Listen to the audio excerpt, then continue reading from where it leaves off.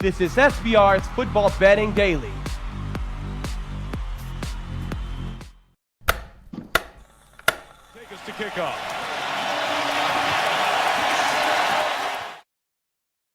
Welcome into the student section for Thursday, November 1st. Welcome into November. Hopefully I'm not the first person to welcome you into the month. It's a great month to be a sports bettor. College basketball starting this Tuesday. We're talking college football on this show with two guys that know what they're talking about from a betting angle. Asher Wildman, follow him on Twitter at Asher Wildman6, I believe. Asher, welcome into the show. How are you doing?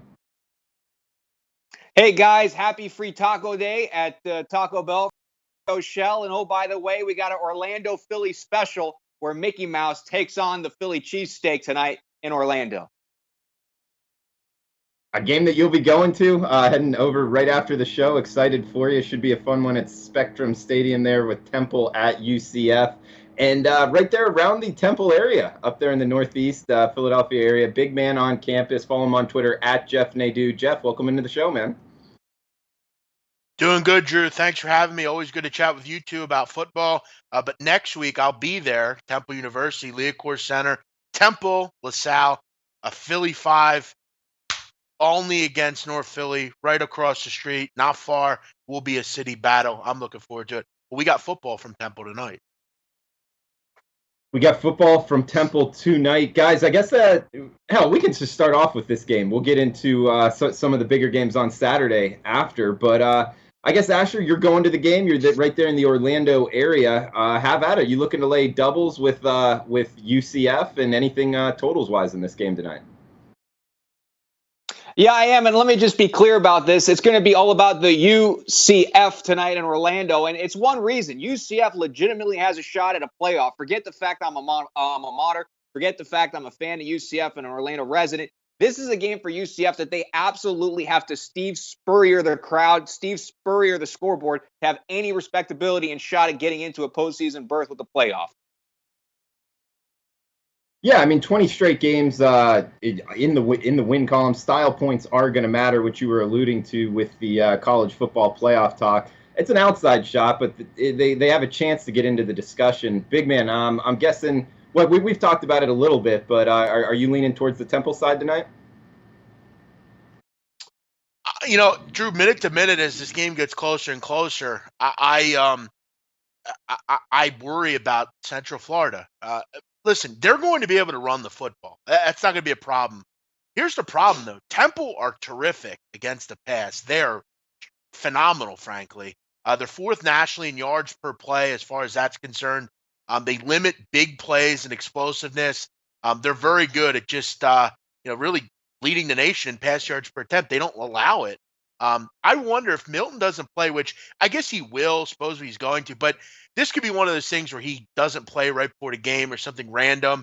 I think Temple's offense will probably be able to move the ball. I mean, they're a short passing attack. They're going to throw, little out routes and slants and things like that. I'm willing to think that they can move the football. This Temple offensive line is always very good. They're very good up front. They don't allow a ton of sacks. I think they're going to be quite effective tonight. My big concern for Temple is the run defense. They've given up 200 or more yards in 4 or 5 games on the ground. And that's, to me, where UCF, if they cover, are going to cover in this game. I'm looking at this total at 58.5. And kind of at the beginning of the week, I was a bit concerned about could they get there. But as I look more and more into this game, I wonder about the total. But I'll tell you what, if I get 11, I'm going to lean Temple here. I just think Temple, I'm not I don't follow the football program as much as I do with basketball, but one thing I do know about them, they had a little extra time to prepare in this game. They're coming off of a bye week. Their last game they played Cincinnati, so they've had some time to prepare. Jeff Collins, a defensive genius. Who's to say maybe he can't figure it out? I'll lean small with them. Big man, let me ask you about the running back Armstead. One is, how big of a drop-off is he if he's too nicked up to kind of contribute for Temple? And I guess, do you think that that's a big factor in this game, Temple UCF? Well, here's the problem. Temple has had trouble running the football all year. They've kind of gotten it going over the last 4 or 5 weeks, but early in the season, they really had issues running the football. Raquel Armstead is kind of their bell cow back, but again, Jagger Gardner maybe can be able to run it, but look, I would want Armstead in there if I could, but Russo's a bit mobile. According to Philly.com, Armstead's a game time decision. It would definitely be really big if he could be there. I'll put it that way. But Temple's had trouble running the ball here, so they might just lean on the short passing game. Yeah, Temple is a heck of a profile as far as betting, losing to the FCS team early on, and then winning 6 straight now ATS. So it's a reason that I'm kind of pumping the brakes on just laying it with UCF. Go ahead, Big Man. According to Collins, they're excited about him, but he may or may not play. They're going to hope to get him some snaps. This is a guy that's averaging 5.1 yards a carry, so it would be helpful if he was in there. I mean, if he can give you a couple quarters, just give it his all. This is a big game for Temple. Temple has been known over the years to be stingy. They're going to be very stingy through the air. So I'm interested in this game. As the game kind of gets closer, it's more and more interesting to me. Guys, we got a couple guys in the chat box. And Asher and Big Man, I'm trying to get my Twitter up as well. If you guys could retweet that the show's out, get some more people in the chat box. But we got Austin, Troy. Troy saying UCF in playoff, ? Ha, ha, ha. Ooh, get a little shot there. It is an outside shot, but no. Asher, you got anything to say on them making the playoffs? Yes, this is how it possibly could happen. LSU needs to beat Alabama. Michigan needs to lose to Ohio State. Notre Dame needs to lose to somebody. And we need complete chaos because I can't see anybody beating Clemson out of the ACC. It can happen. It's a long shot. What I think is going to happen is that UCF is going to get their dream matchup with Alabama in the Sugar Bowl, not in the playoff. That would be interesting. So Alabama not making the playoff. Oh man. UCF's making the playoff is a hell of a long shot. They would need a lot. I think it would help them more if Alabama ran the table, Clemson ran the table. So those are 2 spots, and then chaos pretty much happens elsewhere, and they sneak in with a lot of 2-loss conference champions. But Anil saying what's up? Welcome in. Stanoff asking any thoughts on 3-11-3-12 Northern Illinois at Akron. I'm on the under. I know it's 37.5, but I like it. Weather issues. Akron can't score a lick, and Northern Illinois' defense is pretty dynamite. So a little something on the Maction tonight. Guys, let's get into a big game in the SEC East Division here. We got Georgia at Kentucky. Georgia looks like -8 now, -10 before, so money coming in on Kentucky, 44 the total. Georgia's won 8 straight in this series, 6-2 against the number against Kentucky, so kind of own the Wildcats of late. Kentucky, however, has been a double-digit dog twice this season, won both. Not even a double-digit dog in this matchup on Saturday. However, we all know of their offensive struggles. Asher, can start off with you. You think Kentucky has a chance to stay within 10 points here against Georgia? I mean, look, I've made no secret I'm a stats and numbers guy on this show, but this is just one team, Kentucky, I can't get my head wrapped around. And it's just, for me, it's the eyeball test with Kentucky. They just never look that good when I watch them. Their most impressive win, probably against the Gators, who are still learning the Dan Mullen offense. Couple things, though, with Kentucky that I find kind of interesting. Their best quarter of the year so far has been the second, where they score 101. In the first and third, they only scored 30 points in each of those quarters. So that's just a tough thing to figure out in itself. What was the stat here I found? They were, give me a second. They haven't been a top 10 team at home since 2010. They're 43, 199, and 5 against the AP top 25. This just, for me, spells disaster all over for Kentucky. I like Georgia, especially the way they played in Jacksonville, neutral site against the Gators. To me, this isn't more of a stats and numbers game. This is an eyeball test. My eyes tell me Kentucky really isn't that good. I agree with you, Asher. I think it's a buy low opportunity on the Bulldogs. Big Man, how do you feel about this SEC East matchup? I hate to disagree with you guys, but I kind of want to take the 10 and run. I think Kentucky can run the ball maybe in this game, and if you look at the movement in this game, sharps have bet on Kentucky. You look at all the money coming in. Public loves road favorites. They like these kind of spots. They feel like, Georgia's going to kind of just attack and be able to handle business here. But Kentucky, from what I've seen, very slow tempo, like to run the football, just kind of kind of burn clock and try to get some big runs or just kind of quality drives. I worry about Terry Wilson, their quarterback. This game kind of reminds you of last week's game. Georgia has a decent, Florida had a decent run game, but you don't really love their quarterback. They have a pretty good defense as well. But Georgia has a kind of a good way of just, kind of taking it to teams that you just don't have a quality quarterback. That's the concern here, but not a game I'm real in love with. I mean, another bore fest in the SEC, the most overrated conference as far as watching it in the country. So I have no interest or care about. How about it, Asher? I want to get one more stat in here. I think is pretty interesting because this one for a Kentucky offense that relies so much on the run game. Their passing game is practically non-existent. The Georgia rush defense is pretty good, but this is what I thought was really interesting for Georgia. They've allowed 20 trips inside the red zone. Only 10 of them have gotten touchdowns. 85% scoring percentage overall. I think Kentucky, which is going to have to rely on touchdowns to stay in this game, I don't think they're going to be able to do it against the Georgia red zone defense. And if they have to settle for field goals, I like Georgia very heavily in that matter. Good stuff there, Asher. And just to reiterate what Big Man was saying, looking at SBR odds right now, we got a 9 at Heritage and 8 at Bookmaker. So a full point difference if you're shopping around. Always good to have more than one book, and check out the SBR ratings guide to make sure you're betting with a top quality sports book. If you win, you want to be paid, and you want to be paid in a timely fashion. The SBR rating guide is the way to check all that out. Guys, let's move down the card here. In the Pac-12, we got 385, 386 Stanford at Washington. Looks like the total of 45.5. And Washington, the Huskies, laying 10 at home. Big Man, how would you look to bet this Pac-12 matchup? I mean, I'm not really, again, sure why Washington's laying 10 points. I mean, when are we going to realize that they're just not a good, really that good a football team? I mean, they beat up on bad teams and have lost step-up games and had a bad loss last week to Cal. They had like 200 yards, 250 yards combined. It was pathetic to watch. Jacob Browning was benched. Myles Gaskin is injured. I just don't really understand this number. I don't know why it's double digits. It's probably one of the weirder lines of the week, if you ask me. Is Stanford on the road? Yes.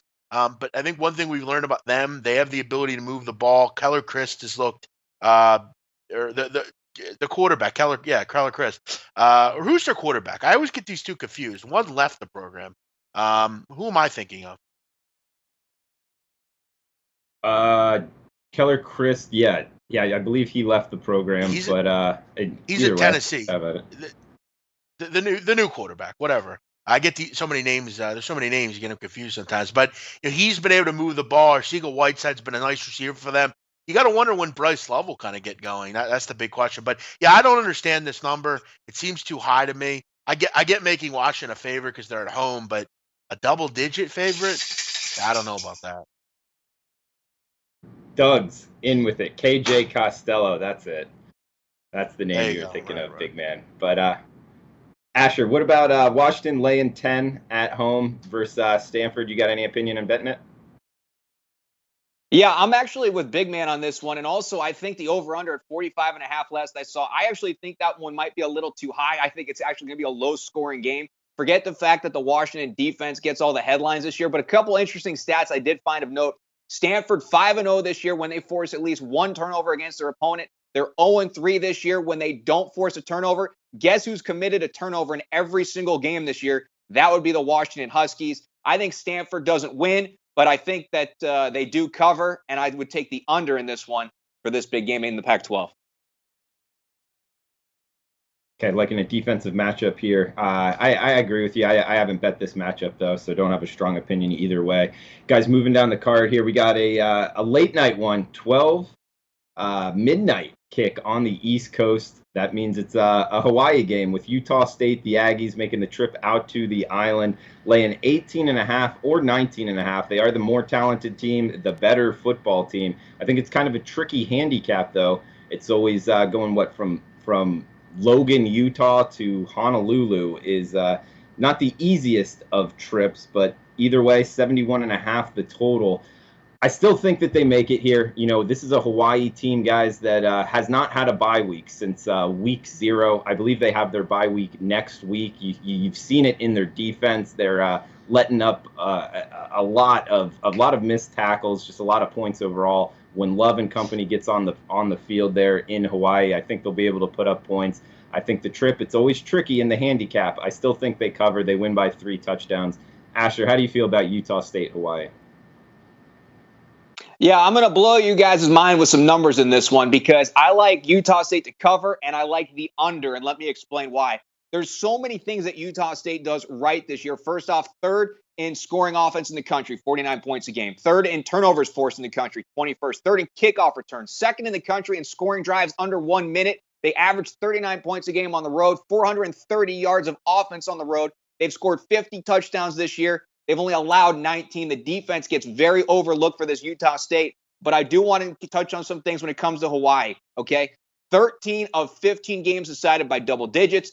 Also, Hawaii, 9-25 at home against the top 25. 9 losses, oh, by the way, in a row. But this was the one I thought was most interesting. In their first 6 games of the year, Utah averaged 42 points a game, 495 yards of offense. In their last 4 games, they're averaging 20 points a game, only 340 yards of offense. They've failed to score more than 23 points in any of those games. I like Utah State to cover, and I'm going to take the under because I don't think Hawaii is going to get much on offense. All right, big favorite in the under. Usually not a too correlated of a matchup, but Asher liking that. Big man, what about you? Utah State and Hawaii. Yeah, I've been disagreeing with Asher today. I'm gonna disagree with him again here. I'm looking over the number. I'm not betting unders in Utah State games. Just not a winning proposition to me. This team's putting up 49 points a game against a team that's giving up like I think they're 113th in passing defense in the country. I don't foresee them Hawaii having to put up a ton to get to this number. I think Hawaii is good for probably 23, 24 points. They still have a pretty good passing offense, and they're going to gunsling it around. I know they haven't scored a ton lately, but you look at again. I think they are. You're right, a little overlooked as far as their defense, Utah State. But I still think Hawaii can get around that 20-point mark. I think if they can do that, this game should probably go over. But I do think the better play here is Utah State. I do agree with Asher on that level. This team is just ridiculous offensively. I mean, third in the country in scoring offense. He mentioned the quick drives. I actually pushed out a Utah State as a free play last week on our morning podcast on Saturday, and they had covered at halftime. They're just unreal offense. I'll look towards a team total here. Whatever it is, I'll probably be betting it over. Okay, and Asher, what were you saying exactly about Utah State and scoring? Was that on the road, bringing in the Wyoming game where they only put up 24 points? Or what was the stat you were throwing out there? No. In their last 4 games, Hawaii has only averaged 20.5 points. On the road, there's averaging Utah State that is 39 points per game on the road games. Yeah, but okay, what I'm saying is sense. Hawaii, which was trending up all season, they've actually been trending really far down. I know that you guys are optimistic about this offense, but I just believe in this one. The Hawaii offense is really trending in the wrong direction right now, and I think the numbers really speak volumes to that. Even though they're at home, I think Utah State defense is going to surprise you. Keep in mind, I believe last year this game was a shutout. Utah State won 38-0. If not, it was 38-10, something like that. Okay, good stuff there, Asher. Guys, let's move on to a big one here in the SEC West. The SEC West Championship game, Alabama at LSU. Both teams extra time to prepare. Looks like we're seeing 14.5 pretty much across the board with Alabama laying that on the road. Actually a 14 out there at Bookmaker, 54 the total. Asher, if you want to start us off on this, and I guess I can follow you up. How are you looking to bet Bama LSU? All right, and as long as you let me at the end of this have a little fun with everybody, since yesterday was Halloween and how I'll do my playoff and LSU Alabama talk, but let me get to the game. For me, it all comes down to LSU at night, okay? 11-2 under Coach O at night. They're 15-0 under Coach O when they have a 100-yard rusher, but they're 0-6 against Alabama when Alabama comes into the game ranked number 1 in the country. Here's the thing, though. Way too many points, in my opinion. I think we give way too much credit for Alabama and how amazing they are in everybody's eyes. LSU's defense is pretty darn good. They're a very good team at home. I don't think they can beat LSU, but if you're going to give me 15 points at home on a night in Tiger Stadium, that's a big number to pass up. I like LSU to cover. Big man, you like LSU too? No, I don't. I have no interest in LSU. I think the main point in what Asher just said is, I think, speaks volumes. Why are we getting so many points here? Because the public will take LSU. That's the point, and that's what Alabama does. They wreck souls. They just kill teams. They've won every game by 22 or more points. And at the end of the day, I just don't think LSU can keep up, frankly. They have a pretty solid defense, actually a very good defense. And they're at home here, but listen, I think Alabama's just on another level. They're an historically good offense. They're kind of like Villanova last year in basketball. They're just way better than everybody else as far as competition is concerned. They're not going to be tested at all this year. They're going to fly to the national championship, and they will win that game by fairly a large amount as well. Alabama's just way better than everybody else. Sorry. Joe Burrow, 54% passer.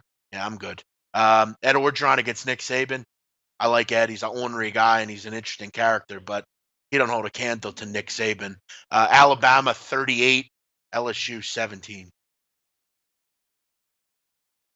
Big man, you bring up Bama and the defense, or LSU's defense. Bama hasn't faced a defense better than 90th in the country in yards per play this season. They're going to face one on Saturday night on the road. Does that scare you at all?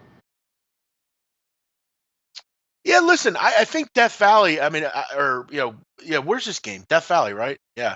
Or no, that's in Clemson. Yeah, it's in LSU. What's the stadium called? What's the stadium called? I believe they both claimed the term Swamp. The Swamp. Death Valley. The Swamp, I think? No, whatever, same thing. The Swamp is game. Yeah, well, there you go. That's how much I care about the SEC. Again, it's Death Valley either way. I think they've coined both terms. But yeah, look, of course that bothers me. I mean, that's a concern. LSU at night, always tough. But I mean, look, I know Alabama is just, I know we don't want to admit it and we don't want to love it and we don't want to care that they're, I know we all want them to lose, but I mean, they've taken care of every game this year and they've done it by a wide margin. I'm just not really into stepping in front of them. If they lose or they don't cover the number, fine. But I'm not really going to be there for the blow up when they don't, because I've seen this year that it hasn't really mattered what the number has been. They've taken care of it, and they generally in this spot perform very well. This is a spot that in this conference, laying big numbers, they generally have handled. So I envision this game, guys, as there's 4 minutes left. They're up 13 and driving. They get that cover and go up 20 or something, and that's that. Hey, big man, one thing, though, to counterattack you here is that LSU, with LSU, first off, they're the only team in the country that have 3 top 10 wins. Alabama has 0. So I think that we kind of always overlook LSU and who they've played compared to what Alabama's played. Now, as far as my Halloween trick-or-treat special, you just got to hear me out here because this is for all the UCF people out there. When LSU beats Alabama, that means LSU Georgia will meet in the SEC championship. One of those guys are going to be in the playoff. They're in. Clemson, they're going to run the table. They're in. Notre Dame's going to run the table. They're in. Michigan's going to run the table and be the Big Ten champ with the only loss to Notre Dame. They're in. Guess who's left out? Alabama, sitting there for UCF in the Sugar Bowl. If we could put odds on that right now, let's get it happening, because I'm telling you, we're going to blow the world here when Alabama and all the Crimson Tide are crying this weekend.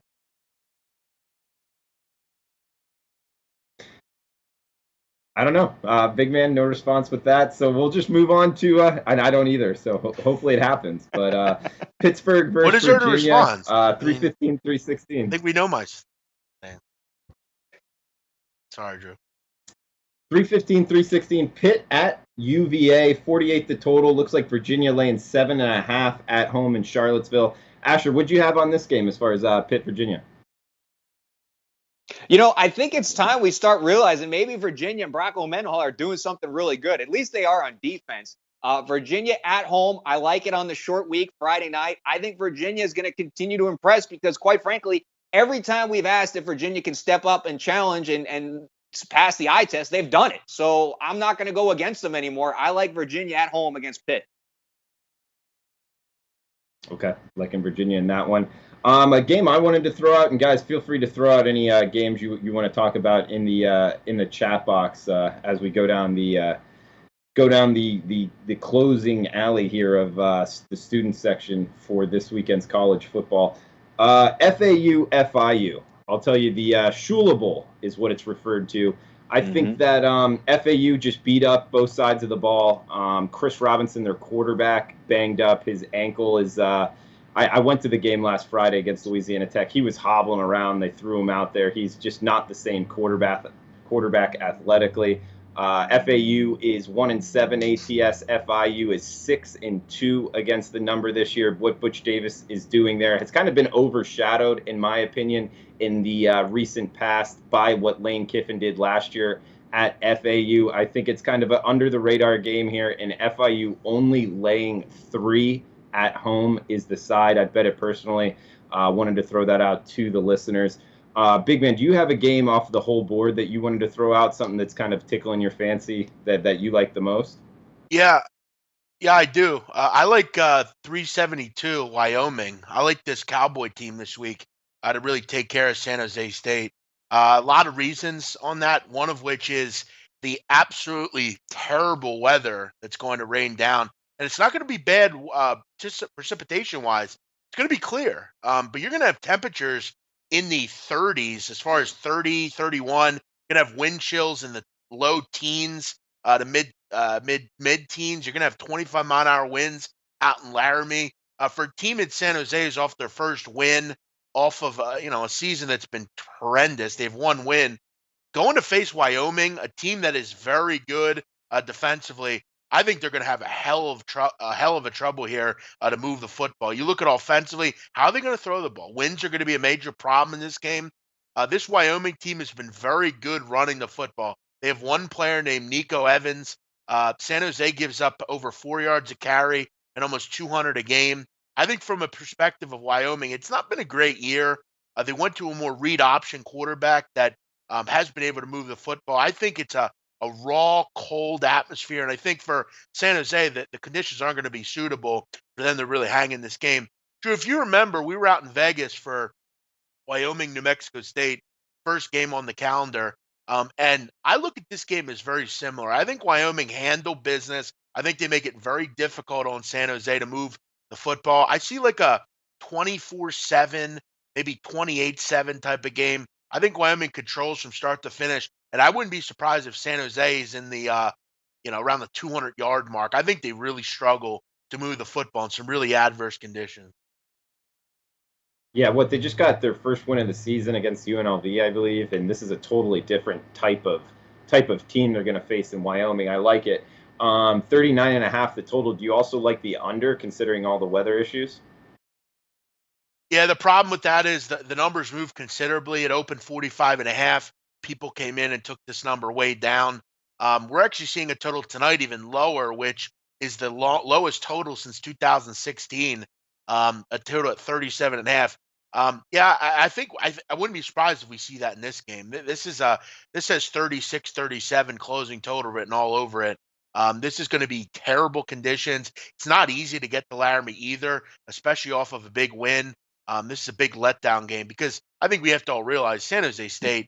I mean, think about you guys. If you were a San Jose State Spartan, I mean, you have one win on the season. You're not going to bowls or anything.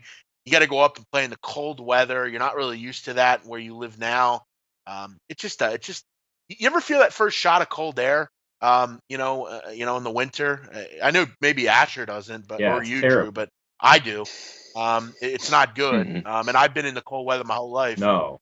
So yeah, I'm gonna lean that way. As far as one other one, Drew, I know someone asked about this in the chat.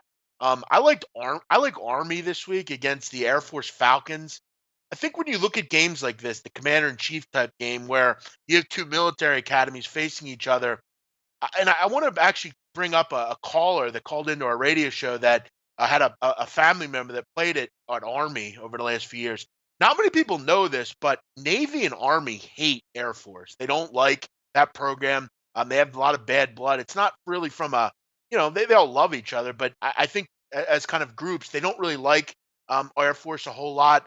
Air Force is a little bit more liberal as far as what they allow at the university. Army and Navy a bit more kind of stand pat. They kind of do a lot of the same things from a cadet standpoint. When you look at on the football field, this is in Army. In Army, you look at intangibles. You got to look at little things in these games because there's really not a lot to decipher between the two. They both run the football and stop the run. That's what they do. But as I've seen with Army, you look at the last couple weeks, really started to throw the ball a lot better. This has become one of the best passing offenses I've seen under an Army or Navy program. Kelvin Hopkins has been able to move the ball down the field. They've added that wrinkle kind of into their offense. You also look at the fact that some of the intangibles. Air Force can't get off the field on third down defensively. Army's been able to. They're one of the best teams in the country as far as that. I just think some of the schematic, little intangible things are going to be where Army wins this football game. I think they're a better football team. I look at it like 27-14, 27-13, something like that. I'll lay the 7 here with the Black Knights. Big man, I want to follow up on something you said, and we got a bunch of people watching right now. If you could give us the thumbs up sign, let us know you're liking the content. That'd be awesome. And feel free to chime in on the chat box on this Army versus Air Force thing. I don't know much about Navy, big man, but I'll tell you, like, 2 of the guys I lived with in college was kind of like a group of 10 or 12 guys. One was in the Air Force, one was in the Army, and like you just said, they didn't really like each other. They were always kind of going at it, and there was something there that they just didn't really get along with. And I think it has something to do with the Army personnel looking at the Air Force personnel. They get all the same benefits, everything like that, except the work isn't really as tough, as grinding. Right. I think that it's actually more than just the institutions. It's like kind of a Army versus Air Force thing. Feel free to chime in, anybody on the chat box, if you got anything. I think from a standpoint, I think you hit it right on the head. I think Army and Navy a bit more rugged. The day-to-day things that they have to do as cadets are a little bit more rigorous than what the Air Force have to do. They're a little bit more, like I said, liberal out at Colorado Springs as far as what you can and can't do. They don't have, maybe the demotion system's a bit different. But, yeah, as far as Army's concerned, I just think they're a little bit more rugged, a little bit more tougher. Air Force is a team that has had some quarterback problems. Their best quarterback, Donald Hammond's been out with I believe, a concussion. They had several different quarterbacks throughout the season. I just look at Army and I look, and for anyone that's curious, you again have to look at the little things because these teams on the surface are very similar. They're both good against the run and they're going to run it down your throat. But can a team complete a pass from here, for once in a while? Can a team get off the field? And Army is 6th in the country in opponent third down conversion rate. They're only allowing about 27% conversion. You look at, on the other hand, Falcons allowing almost 40% conversion. That's really a difference here in winning and losing this number. Army's also been very good at converting third downs, where Air Force has been very disappointing, converting just 38%. Air Force has had trouble on third down. So those are the little things you have to look at. I think you have a big advantage if you're Army. Great breakdown there, big man. Guys, let's hit the chat box. A couple games people throwing out. Mad Max asking Florida -5 versus Missouri. Yeah, I'll tell you, this line jumped out at me. I don't know what Florida's doing, laying 5 or 6 at home versus Missouri. I think that line's short. I like the Gators here. Asher or big man, do you guys got anything on this one? Well, I'll tell you real quick, I like the Gators as well. I mean, last week against Kentucky in the second half, 8 straight 3-and-out punts for the Missouri offense. Gators need a big rebound game. I think they get it, and I think they'll take care of Missouri. Big man, anything on that one, or Syracuse -6 at Wake Forest? Syracuse, Wake Forest, I'd probably lean over the number and lean Syracuse. I've not been overly interested in Wake. I don't really know what Dave Clawson's doing down there. I don't know why he will not go back to Kendall Hinton, who was suspended, but really hasn't played. I guess they moved him to receiver, which was odd. I don't think Sam Hartman's been very good, frankly. You look at the last time these two teams played last year, 64-43. That was a pretty wild game. Both these teams are pretty poor against the pass. Both really can't get off the field defensively. I'd be looking at an over in this game, something like that. I think this game kind of is very similar to last week's game. You are going to have to pay, obviously put up a lot of points this game. Totals in the 70s, but I just don't think a ton of defense is being played. Someone's also asking about tonight's game between Western Michigan and Ohio. I mean, again, I think the one issue, Drew, with doing so many videos is I talk about the same games 60,000 times. Yeah, I like Ohio here. I took it at 2.5 on a round table the other day. I'm also kind of liking the over more and more here. I think we see some points in this game. Both quarterbacks, obviously Ohio can move the ball.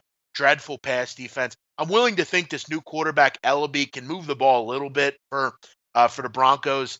They're another team that struggled defensively, so I lean Ohio. I like this number at 2.5 I got, and kind of lean over as well. Asher, did you have something you want to throw out? Yeah, I thought I'd give everybody a degenerate special. I know that's something you always throw out here each week, and I think I got one in the great state of Texas. UTEP at Rice, 0-win Miners at the 1-win Rice Owls. More importantly, when this opened up, UTEP was a 1-point favorite. Are you kidding me? What is that about? Now they're a 1.5-point dog to Rice. They haven't won a game in 700 days. If they don't do it this year, it's going to be another 200-something days till they do when they play an FCS opponent like Incarnate Word next year. I like the Miners on the road. Not only will they break the streak against Rice, but more importantly, they stole what they did in Cleveland. Free beer for everybody. They're going to break the chains Saturday in El Paso. Also, I have an over-under question for you. Over or under 450 people in the stands at Rice on Saturday? Over. There's a great El Paso alumni base there. Are you making that up or are you serious? I'm serious. All right. Well, we got back to the question about Ohio, Western Michigan. Western Michigan's quarterback, Wasik, I believe is his name. I don't know. It starts with a W. He is a pretty good quarterback. He went out and they got blown out by Toledo. I'm sure that has a lot to do with this move. I agree with Big Man. I think the Bobcats is the side in tonight's game. Asher, Big Man, did you guys want to throw out any other games off the top of your head? Yeah, I actually will comment quickly on UTEP Rice. I mean, you actually have to almost think to UTEP and say, well, Kai Locksley being injured is probably a blessing. I mean, Kai Locksley's awful. Mhm. He is a terrible quarterback. You look at the fact of, I mean, what is UTEP going to be able to do in this game? Because here's my problem with UTEP. They have two of their starting linemen are doubtful for this game. That's going to make it tough. I like Quadriz Wadley a little bit, but listen, I think UTEP are the worst team in the country. I mean that. I have no interest in backing them. I just think they're dreadful. But again, Rice are pretty bad also. So I kind of feel like the NCAA will hope that they get a win because it kind of looks bad when you have a team that hasn't won a game this year. But they did lose to Northern Arizona, so I don't know. Gun to my head, I'd probably go Rice. Big Man, the fourth string quarterback for UTEP has been a secret all season. He came over with Coach Canales, the offensive coordinator. They were hoping to redshirt him and sneak him in. I believe his name's Brandon Jones or Breakin' Jones, something Brandon like that. Jones, He played the last game. He's the best thing they got on quarterback. They tried to redshirt it. It didn't happen. He played last game. In fact, he'll probably play out the rest of the games. So I think because he'll meet the quota of not burning that red shirt with the new rules. So I think the UTEP offense will be a little bit better. Maybe that's the secret weapon. But when UTEP opened as a 1-point favorite, you had to have stopped and scratched your head and said, well, what do people know that we don't? Well, the thing is about Brandon Jones, the great thing about it is he can't be any worse. I mean, Metz and Locksley are probably the two worst quarterbacks in the country. Awful. I mean, they're awful. So Yeah, Metz I is mean, awful. maybe he can be that. I'm not too sure, but I did want to comment on somebody mentioning about the weather is terrible in Kalamazoo, which is where I believe Western Michigan is. I want to say I think it is Kalamazoo. I'm getting light rain, Yeah. brief shower, so I would maybe look a little bit harder. I think we as bettors, guys, sometimes we look at weather and we look at that little crappy weather thing on like our iPhone and think that that's up to the minute, and you really have to. And I mean this, you have to dig deep and get your weatherman cap on. Be Al Roker, be Jim Cantori. Look at this weather and see where the rain is. Because a lot of the times they'll just put up rain icon when it's just like a chance of rain. So you have to look at that and be a little bit more cognizant of where the weather is and if there's going to be a weather problem. Because I hate to tell you, if winds below 20 mile an hour, it's not that big a problem. And if it's not raining heavily, that's also not a huge problem either. So while I think and trust that maybe there is rain in that area, I want to know more about at 8 o'clock tonight when this game starts. Is there going to be rain? One thing I do, big man, because that's a great point. And if all you have to do is Google it and Google the zip code, but if you look at the actual radar and see the clouds going, that's, Yes. in my opinion, the best way to do it. But Yeah, because I'm guys, seeing around 7 we had o'clock some some other. showers. So could be Yeah, you not a got it. big deal. You're right. That's a great point to say. Put your weatherman cap on and dig deep. Asher, you brought up the fact, and Big Man commented on it. If we can go a little bit deeper into that situation, because that's a handicapping angle to kind of get ahead of betting markets. That's something that the betting markets, the odds makers, wouldn't know. So who's this new guy? He came over with the OC, and he's going to play quarterback now until the end of the season. Yeah, that's what it appears, Brandon Jones. And with the new redshirt rule that if players can play 4 games or less, it doesn't count as a burned, wasted year. And now that UTEP is already 0-7, they can afford to put him in for a couple games, see what they got. And like Big Man said, Kyle Loxley, Ryan Metz are awful. I think they've been stashing him to compete with Loxley next year for this quarterback race. Loxley could come in right away as a JUCO transfer. So if Brandon Jones cannot be awful, but just be like somewhere between below average and bad, that's better than what UTEP has had for the whole year. In fact, 2 years. And that could be good enough to beat a not so good Rice team in their own regard. Okay, and Big Man, do you know anything about Brandon Jones as far as a dual threat guy? Like, is he out of high school? Is he a transfer? As far as not a ton. I mean, from what I see, he played at a junior college, Bakersfield College, which is very small. He's your dual threat kind of player. He's a junior, so again, I mean, here's the thing. I mean, you're not going to get a high level quarterback, but again, he cannot be much worse than what you're dealing with now. It's almost like, well, let's give it a shot. I mean, what do we have to lose here? He's good size. I think he'll be.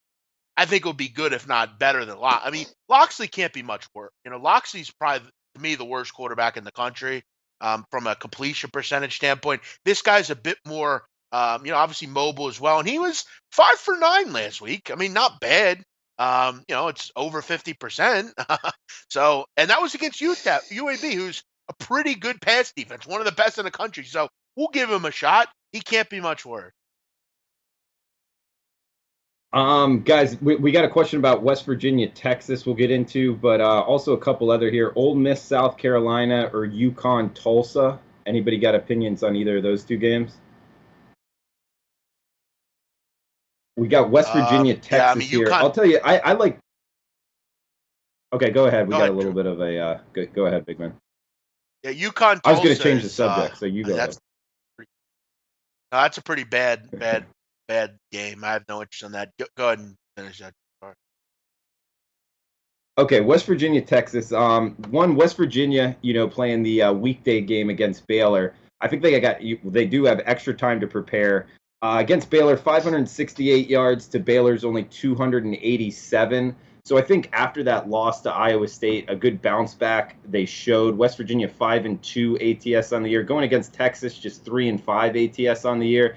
And Texas just got, beat by Oklahoma State, same profile type as West Virginia offensively, but an upgrade at the quarterback position. We're getting Will Grier as the quarterback. So Texas has lost all of their Big 12 games this year as a favorite. I think West Virginia is the side here. I like them to win outright, so I would put the +2 in my pocket. Do either of you guys got an opinion on West Virginia, Texas?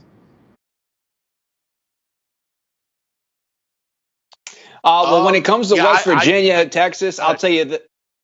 Go ahead, Big Man. Go ahead. No, finish it up. I've been talking for a while. Go ahead.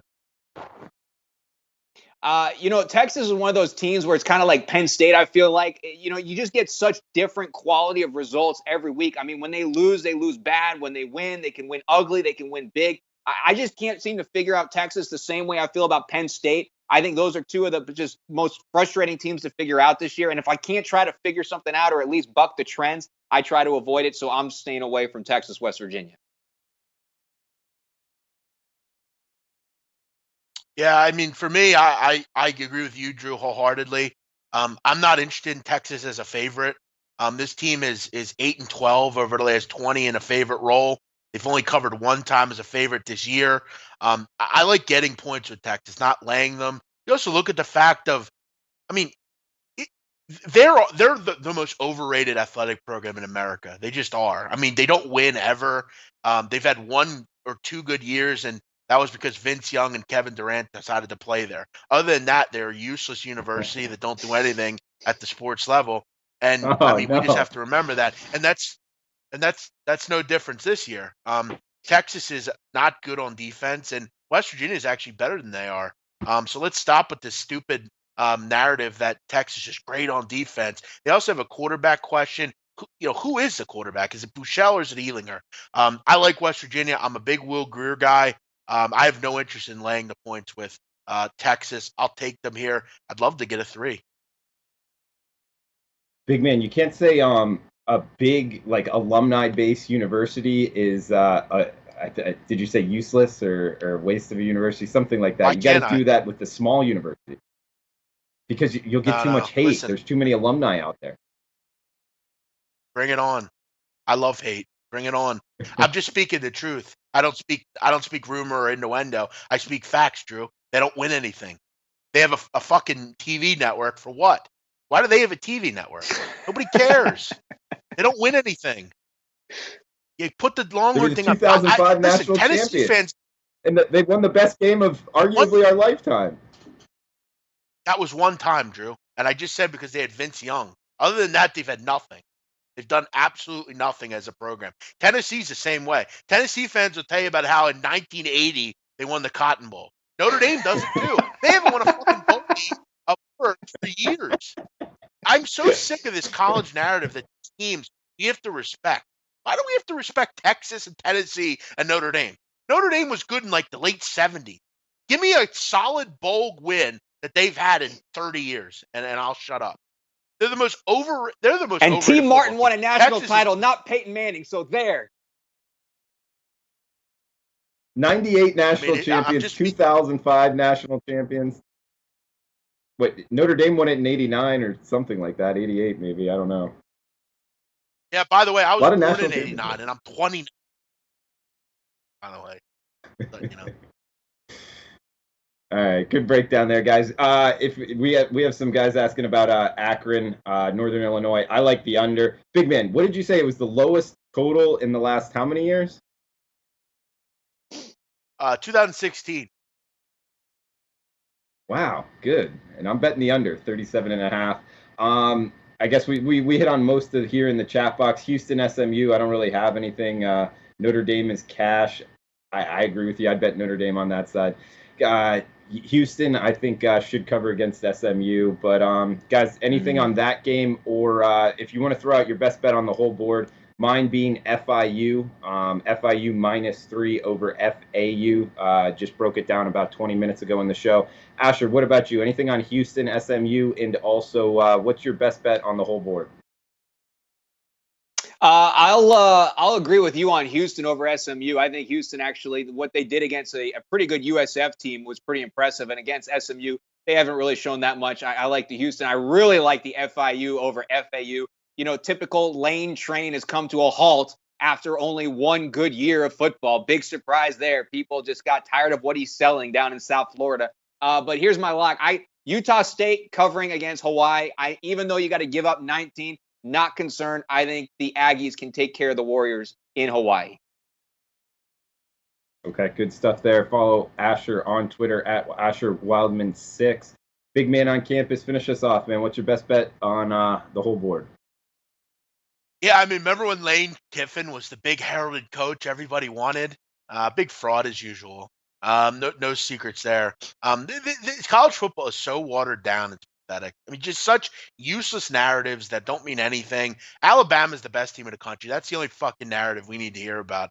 At the end of the day, I'm going to go Wyoming. I think they take care of San Jose. I think this is a really bad spot for San Jose. I think the weather's going to be really tough. Laramie's a tough place to play. You got to go into Cheyenne, and you got to drive from Cheyenne up to Laramie. It's below sea level. It's a really tough placed, or not below State, it's above State. It's very high. So it's a tough travel schedule, especially for a team off a win. It's cold. It's just a bad football team. Give me Wyoming. I think they take care. I'll lay the 13.5 with the Cowboys. All right, good stuff, big man. It is the highest in elevation Division I football field. I apologize to any Texas, Tennessee, or Notre Dame alumni for Big Man on campus. Go ahead, big man. You don't have to apologize. I actually, I remember 2 years ago in the Confederations Cup or in soccer, the Mexican fan base was they hated me. That fat fuck, he doesn't know anything he's talking about. All this sort of thing. I piss off fan bases, but again, Drew, the fanboys, the truth hurts. They got their Longhorn caps on and they go and tailgate. Truth hurts, dude. I mean, I'm just speaking the truth at the end of the day. You mentioned the highest elevation, Drew. Let me ask you a little trivia as we head off here today in the on the show. Do you know what the highest elevation capital in the world is? No clue. How about you, Asher? Any guesses? Brussels? No, it's in Bolivia, La Paz. It's the highest capital in the world. So there you go. Little truth for you. Big man, I got a trivia question for you that's a little more relevant to the show. Do you know the highest elevation Division I football field east of the Mississippi? Boone, North Carolina. That would be my guess. Great way to end it. Yes. Good show, guys. This is the student section. We'll be back next Thursday. Same time, same place for Asher. Big man, I'm Drew Martin. Best of luck with your bets this weekend. Thank you.